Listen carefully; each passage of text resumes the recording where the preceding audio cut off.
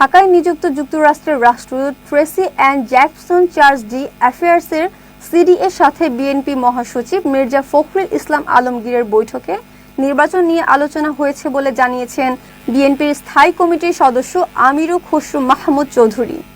আজ রোববার গুলশানের চেয়ারপারসনের অফিসে সাক্ষাৎ শেষে সাংবাদিকদের তিনি একথা জানান। আমির খসরু সাংবাদিকদের ব্রিফিংয়ে বলেন, যুক্তরাষ্ট্রের রাষ্ট্রদূত এসেছিলেন। তিনি বলেন, স্বাভাবিকভাবে আলোচনা হয়েছে নির্বাচন নিয়ে। নির্বাচনের বিষয় এবং বিএনপির প্রস্তুতি সহ আমাদের মতামত জানতে চাওয়া হয়েছে। আমরা এই বিষয়ে কথা বলেছি। আমির খসরু বলেন, লন্ডনে তারেক রহমান সাহেবের সাথে প্রধান উপদেষ্টার বৈঠকের প্রশংসা করা হয়েছে। সেই মিটিংয়ের গুরুত্ব তারা অনুধাবন করতে পারছে এবং ওই মিটিংয়ের ফলে যে একটা দেশের মধ্যে বড় ধরনের স্বস্তি এসেছে এবং নির্বাচনমুখী হয়েছে তা নিয়ে আলোচনা হয়েছে।